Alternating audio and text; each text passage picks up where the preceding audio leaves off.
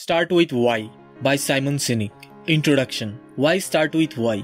हमारे आसपास बहुत सारे लीडर्स हैं और ऐसे भी लोग हैं जो लीड करते हैं। एक लीडर के पास पावर और इन्फ्लुएंस करने की ताकत होता है और जो लीड करते हैं वो हम सभी को इंस्पायर करते हैं, चाहे वो कोई इंडिविजुअल हो या किसी ऑर्गेनाइजेशन हो। हम इन लोगों को फॉलो इसलिए नहीं करते कि हमें फॉलो करना चाहिए, बल्कि इसलिए फॉलो करते हैं क्योंकि हम इन्हें दिल से फॉलो करना चाहते हैं। हम इन लोगों को इसलिए फॉलो करना चाहते हैं क्योंकि ये लोग खुद से पहले हम सभी के बारे में सोचते हैं। ये लोग हम सभी को सामने से लीड करते हैं। इस बुक का गोल केवल उन चीजों को फिक्स करना नहीं है जो हमारी जिंदगी में काम नहीं कर रहा है, बल्कि ऑथर साइमन सिनिक ने इस बुक को इसलिए लिखा है ताकि वो हमें उन चीजों पे फोकस करने पे मदद कर पाए जो चीजें एक्चुअली में काम करता है। ज्यादातर समय हमें जो आंसर मिलता है वो सुनने में तो सही और परफेक्ट लगता है, लेकिन अगर हम गलत क्वेश्चन से शुरुआत करते हैं या हमें किसी चीज करने के पीछे का असली कारण नहीं पता होता है तो सही आंसर भी हमें हमेशा गलत दिशा ही देंगे। सैमुअल लैंगली स्मिथसोनियन इंस्टीट्यूट में एक सीनियर ऑफिसर था। सिर्फ यही नहीं, वो हार्वर्ड में भी मैथमेटिक्स के प्रोफेसर भी थे। उनके कनेक्शंस दुनिया की कुछ पावरफुल और स्मार्ट लोगों के साथ था। इनमें से एंड्रयू कार्नेगी और अलेक्जेंडर ग्राहम बेल भी शामिल थे। साल 1900 की शुरुआत में सैमुअल लैंगली एक एयरप्लेन बनाना चाहते थे। उनके इस प्रोजेक्ट के लिए वॉर डिपार्टमेंट से $50,000 फंड भी मिला था। उनके पास ड्रीम टीम था जिसमें टैलेंटेड लोग भरे पड़े थे। प्रेस भी उस समय उनके हर एक मूवमेंट को कवर कर रहा था। सैमुअल लैंगली के पास पैसा था, एक्सपर्ट्स थे और उस समय लोगों का इंटरेस्ट भी हाई था। लेकिन क्या लैंगली अपने उस प्रोजेक्ट में सक्सेस हो पाए? लैंगली से कुछ ही माइल्स दूर डेटन ओहायो शहर में दो भाई विल्बर एंड ऑरविल राइट ने खुद के लिए फ्लाइंग मशीन बनाने में काम कर रहा था। किसी ने भी उनके इस वेंचर के लिए फंड नहीं किया और उनके पास न ही कोई हाई लेवल कनेक्शंस था। उनकी टीम में जितने भी लोग थे उन सबके पास कॉलेज एजुकेशन भी नहीं था, यहाँ तक कि राइट ब्रदर्स के पास भी नहीं। लेकिन फिर भी दिसंबर 17, 1903 में उन लोगों ने एक ऐसी मशीन बना ली जो लोगों को हवा में उड़ा सकती थी। राइट ब्रदर्स ने ऐसा कैसे कर लिया जहाँ पे बेटर इक्विप्ड, बेटर फंडेड और बेटर एजुकेटेड टीम ने वो नहीं कर पाया? राइट ब्रदर्स के तरह ही लैंगली भी हाईली मोटिवेटेड था। उनके पास भी साइंटिफिक माइंड था और तो और दोनों का गोल भी सेम था। लेकिन फिर भी लैंगली कैसे फेल कर गया जहाँ पे राइट ब्रदर्स ने एयरप्लेन को सक्सेसफुली बना लिया? राइट ब्रदर्स ने ऐसा इसलिए कर पाया क्योंकि राइट ब्रदर्स ने अपने आसपास के लोगों को इंस्पायर कर पाए और सही तरीके से अपनी टीम को लीड कर पाया एक टेक्नोलॉजी डेवलप करने में जो दुनिया को बदल देगा। और ऐसा करने के लिए राइट ब्रदर्स ने वाई से स्टार्ट किया था। स्टीव वॉजनियाक एप्पल I बिल्ड करने के बाद पर्सनल कंप्यूटर में रेवोल्यूशन शुरू हुआ। उस समय कंप्यूटर काफी कॉम्प्लिकेटेड था और उसका प्राइस भी बहुत ज्यादा था, इसीलिए कंप्यूटर हर कोई अफोर्ड नहीं कर पाते थे। लेकिन वॉजनियाक को पता था कि एक कंप्यूटर लोगों की जिंदगी को काफी आसान बना सकता है, इसीलिए वॉजनियाक ने एप्पल I को डिजाइन किया और बाद में उस टेक्नोलॉजी को इम्प्रूव करके एप्पल II बनाया, जो लोगों के लिए अफोर्डेबल था और इस्तेमाल करने में भी बहुत सिंपल था। आपका विजन कितना ही ब्रिलियंट हो, आपका आइडिया कितना ही ग्रेट क्यों ना हो, आपका प्रोडक्ट का वैल्यू तब तक नहीं बढ़ेगा जब तक लोग उसे यूज नहीं करेंगे। इस कहानी में तभी एंटर करते हैं वॉजनियाक का best friend Steve jobs. Steve jobs को एग्जैक्टली पता था उसे क्या करना है। स्टीव जॉब्स दुनिया के लिए इम्पोर्टेंट कुछ करना चाहते थे और एप्पल कंपनी की मदद से उन्होंने दुनिया में रेवोल्यूशन लाया।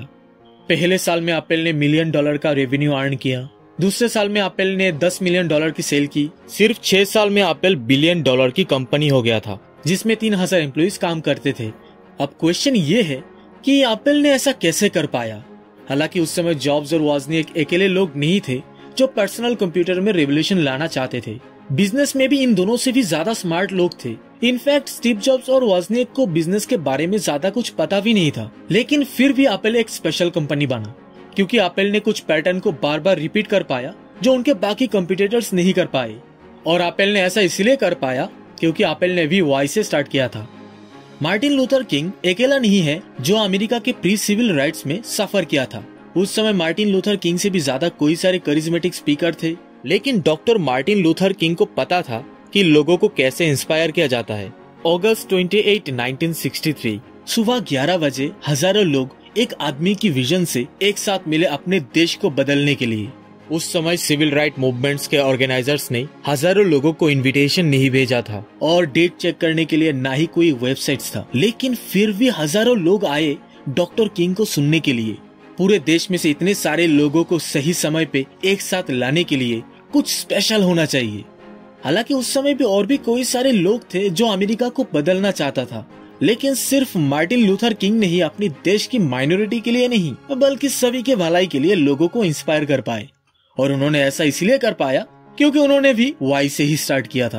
एप्पल होम कंप्यूटर की लीडिंग मैन्युफैक्चरर नहीं था, लेकिन फिर भी एप्पल कंपनी ने कंप्यूटर इंडस्ट्री को लीड किया था। आज एप्पल और भी बहुत सारे इंडस्ट्री का लीडर बन चुका है। डॉक्टर मार्टिन लूथर किंग का एक्सपीरियंस भी कुछ यूनिक नहीं था। उन्होंने सिर्फ लोगों को इंस्पायर किया था अपने देश को बदलने के लिए। राइट ब्रदर्स भी एयरप्लेन बनाने के लिए सबसे स्ट्रॉन्ग कंटेंडर्स नहीं थे, लेकिन फिर भी दोनों ने हमें ऐसी चीज बना के दी जो दुनिया को बदल के रख दिया। इन लोगों की गोल बाकी लोगों से अलग नहीं था। इन लोगों के सिस्टम और प्रोसेस को भी आसानी से रेप्लिकेट किया जा सकता है, लेकिन उन लोगों का जो इम्पैक्ट है वो आसानी से कॉपी नहीं किया जा सकता, क्योंकि ये सारे लोग हम सभी को इंस्पायर करते हैं। Wright Brothers, Apple, doctor King जैसे ही Harley Davidson, Disney, South West Airline, John F Kennedy, Ronald Reagan थे।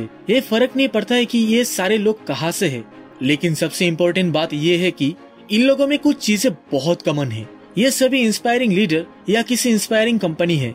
ये सभी एक जैसे सोचते हैं, एक जैसे काम करते हैं और एक जैसे कम्युनिकेट करते हैं।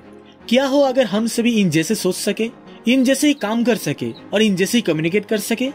स्टडीज कहता है कि करीबन 80% अमेरिकन के पास उनका ड्रीम जॉब नहीं होता है, और अगर ज्यादातर लोगों को पता होता कि एक इंस्पायर करने वाला ऑर्गेनाइजेशन को कैसे बनाते हैं, तो हम सभी ऐसी दुनिया पे जी रहे होते जहाँ पे 80% से भी ज्यादा लोग अपने जॉब से खुश होता। ऑथर साइमन सिनिक ने इस बुक को इसलिए लिखा है ताकि हम जान पाए कि अपने हर एक एक्शन के पीछे का असली कारण क्या है। तो आज से कोई भी काम शुरू करने से पहले खुद से एक सवाल जरूर करना कि मैं इस काम को क्यों कर रहा हूँ। तो दोस्तों, ये था स्टार्ट विद वाई का इंट्रोडक्शन पार्ट। मैं उम्मीद करता हूँ कि ये वीडियो आप लोगों को अच्छा लगा होगा। अगर अच्छा लगे तो इस वीडियो को एक लाइक करें, अपने दोस्तों के साथ शेयर करें, और अगर आपने अभी तक इस चैनल को सब्सक्राइब नहीं किया है तो सब्सक्राइब जरूर करें। मैं मिलूंगा अगले वीडियो के साथ, तब तक के लिए बाय।